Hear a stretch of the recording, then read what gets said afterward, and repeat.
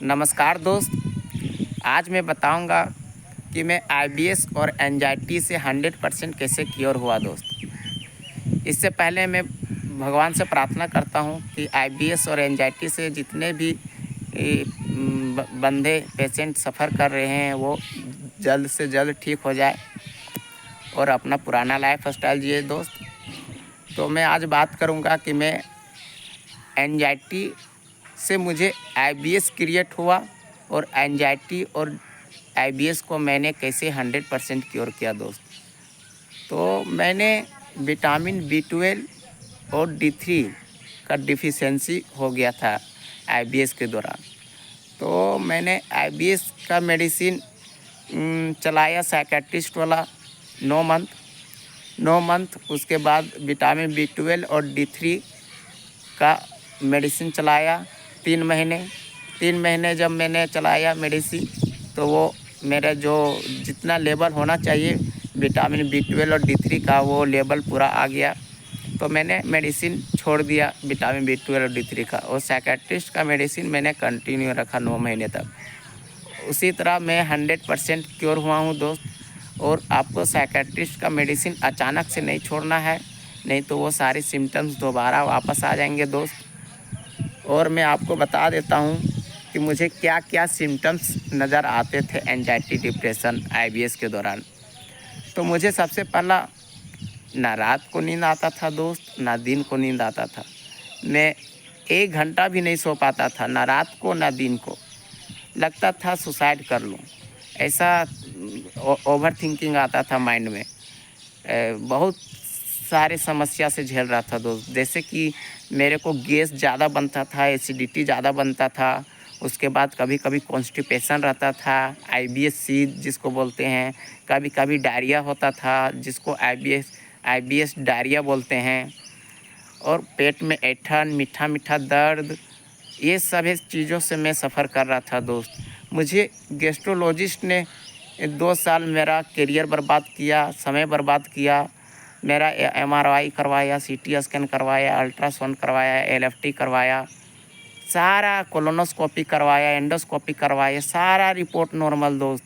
उसके बाद गैस्ट्रोलॉजिस्ट ने क्या बोलता है मालूम है? कि आपको आईबीएस हो गया है, जो आपको लाइफ टाइम चलेगा, आपको मैनेज करके चलना पड़ेगा। तो मैं और घबरा गया, तो मैं और एंजाइटी डिप्रेशन में चला गया कि मैं इससे कैसे रह पाऊँगा आईबीएस और एंजाइटी से। तो मैंने इसी तरह सर्च करने लगा, तो एक चैनल मिला विशाल भैया, जो मुझे गाइड किए, जो आईबीएस और एंजाइटी से 100% निकल गए थे साइकेट्रिस्ट का मेडिसिन लेकर के।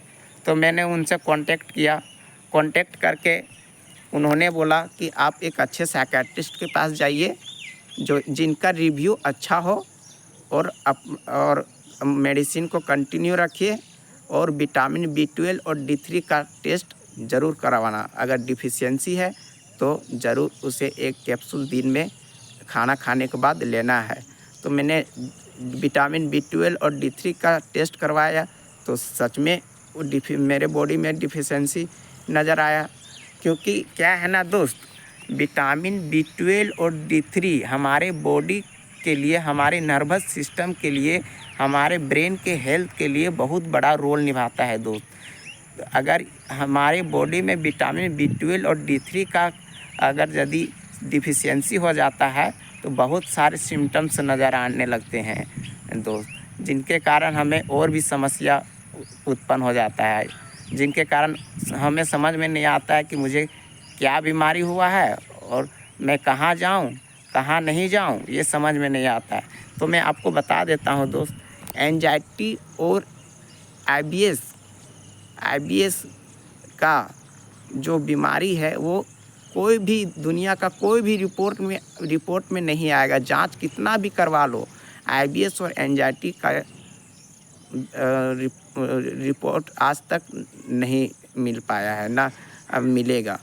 क्योंकि आईबीएस और एंजाइटी एक ऐसा चीज़ है दोस्त, जो कि आपको कितना भी सारी जांचें करवा लो, आपको ये सारी चीज़ें जांचें में नहीं मिलती है। तो आपको एक साइकेट्रिस्ट के पास जाना है दोस्त, और अपना मेडिसिन कंटिन्यू रखना है, और आईबीएस को बाय बाय करना है, क्योंकि ये IBS और एंजाइटी आपका लाइफ स्टाइल पूरा बर्बाद कर देता है, आपका समय बर्बाद कर देता है, आपका करियर बर्बाद कर देता है। तो आपको यूट्यूब में इधर उधर भटकना नहीं है दोस्त। आपको किसी को 1 रुपया देने की ज़रूरत नहीं है, ना ही न्यूरोथेरेपी के यहाँ भटकना है। मैंने न्यूरोथेरेपी के यहाँ भी पैसा लुटवाया है, गैस्ट्रोलॉजिस्ट के यहाँ भी पैसा लुटवाया है, आयुर्वेदिक के यहाँ भी पैसा लुटवाया है, GSB पैथी एक यूट्यूब में चैनल है उसके पास भी पैसा लुटवाया है। बहुत सारे 4 साल ठोके खा कर के मैं जो एक्सपीरियंस है मेरा वो आपके साथ शेयर कर रहा हूँ दोस्त। इसलिए मैं आपसे रिक्वेस्ट करता हूँ दोस्त, अगर आप भी एंजाइटी डिप्रेशन से गुज़र रहे हैं, सफ़र कर रहे हैं, तो आप एक अच्छे साइकियाट्रिस्ट से मिलिए जो आपको 100% निकाल सकता है। और जितने भी IBS के पेशेंट हैं जो रिकवरी कर रहे हैं वो एक दूसरे को मदद कीजिए, क्योंकि भारत में IBS से बहुत सारे लोग परेशान हैं दोस्त। जो कहीं गैस्ट्रोलॉजिस्ट के यहाँ पैसा बर्बाद कर रहे हैं, तो कहीं न्यूरोथेरेपी के यहाँ पैसा बर्बाद कर रहे हैं, तो कहीं आयुर्वेदिक के यहाँ पैसा बर्बाद कर रहे हैं, तो कहीं होम्योपैथिक के यहाँ पैसा बर्बाद कर रहे हैं।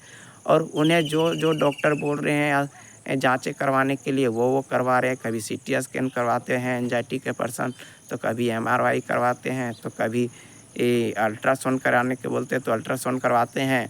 क्योंकि एंजाइटी और IBS में बहुत सारे सिम्टम्स होते हैं दोस्त, जो कि हम बयान नहीं कर उससे इन शब्दों में बोल नहीं सकते कि इतना सारा सिम्टम्स नज़र आने लगते हैं IBS और एंजाइटी में।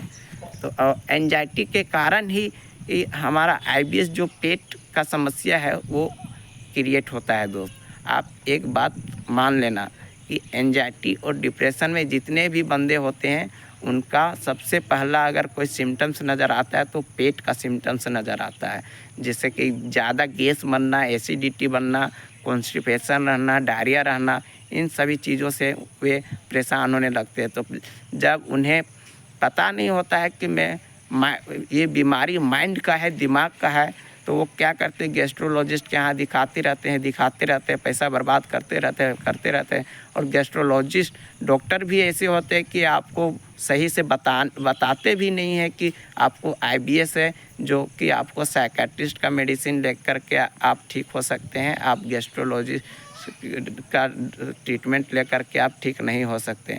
तो मैं आप लोगों से रिक्वेस्ट करता हूं दोस्त, जितने भी IBS और एंजाइटी से सफ़र कर रहे हैं, आप एक अच्छे साइकियाट्रिस्ट के पास जाइए और अपना ट्रीटमेंट लीजिए और 100% क्योर कीजिए दोस्त।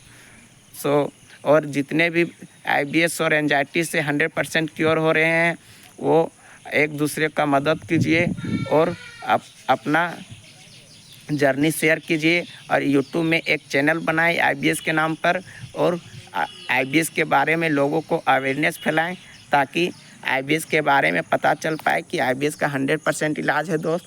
जिस तरह मैं 100% निकला हूँ IBS से, उस तरह आप भी निकलिएगा। जिस तरह विशाल भैया 100% निकले IBS से, उसी तरह आप भी निकलिएगा दोस्त। तो थैंक यू सो मच। अगर कोई भी समस्या हो तो कमेंट सेक्शन में बताना, मैं उसका रिप्लाई देता हूँ। मैं दिन को ड्यूटी करता हूँ, तो दिन को रिप्लाई नहीं दे पाऊँगा तो रात को ज़रूर रिप्लाई दूँगा दोस्त। So thank you so much. अगर कोई भी समस्या कमेंट सेक्शन में बताना, मैं उसका रिप्लाई दूँगा।